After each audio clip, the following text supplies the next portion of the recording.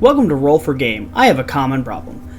I have way more games than I could ever get around to playing. Unfortunately, there might actually be some hidden gems buried down deep in there that I will never get to because I just keep playing the same couple of games. I decided to change things. I'm going to let fate decide what I play. I'll let the rules decide the game and I'll play whatever comes up. After 2 hours, I'll rate the game to see if it's good enough to go into my normal rotation. I'll rate each game in 5 categories with a possible score of 5 points in each. Now let's get to it and figure out what game I'll be playing today. Start the roll.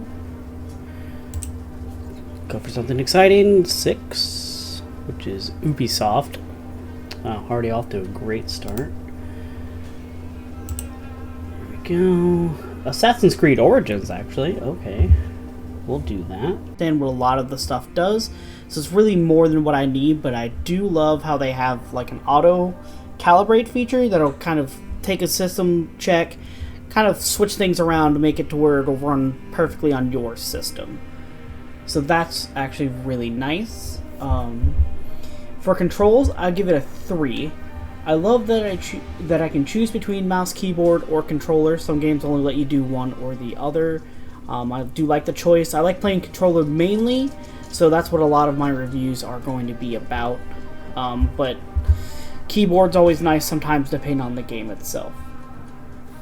As for the keyboard controls, I do wish there was more than just the 2 different layouts for the controller, and the ones that are there only change the right side controls, not anything on the left side, which I do wish I could change a couple of things. The main one off the top of my head is being able to switch between having to hold for the vision and press for the bird. I wish I could do it the other way around, so a lot of times you're going to be in places that the bird can't view, so I wish you almost had to hold for that instead. But other than that, it's really nice. I also had to knock it down a little bit because the controls that I felt more comfortable with were the secondary setting. So like the first setting, I didn't really like the controls, and then when I changed them, I had a much better experience. Even though since I was so used to the one controls, it took me a while to get. I'd be pressing the wrong button and just running at a wall, but I still had to knock it down. Once again, these are just my opinions. Some people might like the original layout better. It's all personal preference, but that's why I had to get this a 3 out of 5. For the story, I'm also going to give that a 3. There's a couple things to remember about this. I'm only playing these games for 2 hours, which I know is not a lot of time to really get into the story. And especially for something like Assassin's Creed, where I'm playing one in the middle of a whole line of games, I'm not going to go off of any of that because I don't know the general lore. So I'm only going off of the story in this game specifically itself. And the fact that it's really just a big, I got wronged, now I'm hunting down the people that wronged me, it's pretty much been overplayed at this point. No pun intended, even by the time this game came out, even though it's a few years old now. But even by then it was kind of everywhere. It's what everyone was doing. But I did like that you only got flashes of what happened at the very beginning of the game. In fact, I had to restart because I thought I accidentally skipped everything. But I did like how you're pretty much having to piece it together based off of what NPCs tell you, and I imagine getting farther into the game you'll actually unlock more scenes of what happened. But once again, the whole point of this is going through these games and giving it a chance to really grab me. And with this kind of samey storyline, I can see it not grabbing a lot of people if they're not a fan of the series or they're just picking this up out of nowhere. So that's why it's got to be a 3. For gameplay itself, I'm definitely going with a 4. I love how a lot of the tedious things for open world stuff, mainly traveling from one point to another, they have the fast track, of course. Every game has it, but even if you're just wanting to enjoy the environment, because the environment's very nice here, and I love the ancient Egypt aesthetic. I do like how when you're on your mount, you can actually set it to just automatically travel to your point, and it'll stay on the road, so potentially won't crash into things. Every so often it'll still crash into stuff. So I thought that was really nice. You can really enjoy the environment or just kind of get a lay of things. before like going anywhere. You do got to be careful with it though. I found it a couple times that it would just put me right in the middle of an enemy base, and so like they'd be alerted and start attacking me before like the mounts even stopped moving. So I kind of wish it would kind of like the AI was a little bit better and it would just like stop before getting to a hostile zone. Since it tells you you're approaching a hostile zone, I wish it would like automatically stop the mount or steer clear of those areas. But overall, I thought it was really fun to do.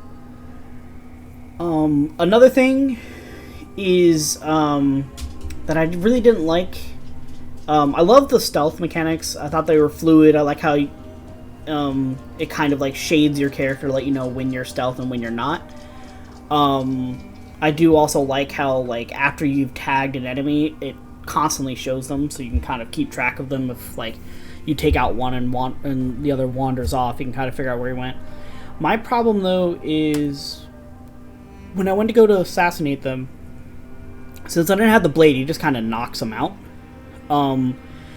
But instead of like knocking them out, he just kind of like hurts them to where they're incapacitated, but they're just sit there groaning on the ground, which I found kind of annoying when I'm sitting there waiting for another guard to pass by so I can get him, and then this guy behind me is just groaning all over the place. So I found that a little grating. So I kind of wish you just fully like knock them out, so that way like they didn't make a sound.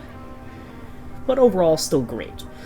Now for enjoyment, I'm definitely giving this a solid 5 out of 5. I immediately wanted to keep playing this game after the 2 hours were up, and even like throughout the week, I'm like, oh, I just really want to play some more of it. So this is definitely going in to my normal rotation of games, which is the whole point of this series, right? I have way too many games. I need to figure out which ones I actually want to keep playing. So that's a big plus for this. On top, having that whole museum discovery mode to take you on like guided tours, and it's still like a gameplay thing. Like it's not like slides. You're still walking around, exploring the places, but it still takes you on like guided tours. Amazing. I wish more games had that, because I'd find myself wanting to just open up the game and just play around in there. Because once again, I love the Egypt aesthetic, so like they had this whole thing was amazing to me. So really, really enjoyed that. So with all that out of the way, Assassin's Creed Origins is going to get an average score of 3.8 out of 5. The lack of control options and the revenge storyline really kind of hindered this from being like a top tier game for me, but it's still going in my normal rotation. So there's that. This has been my review of Assassin's Creed Origins. Feel free to leave a comment down below telling me your experience with the game, and be sure to like and subscribe to see what game I roll next. Thank you. Have a good day.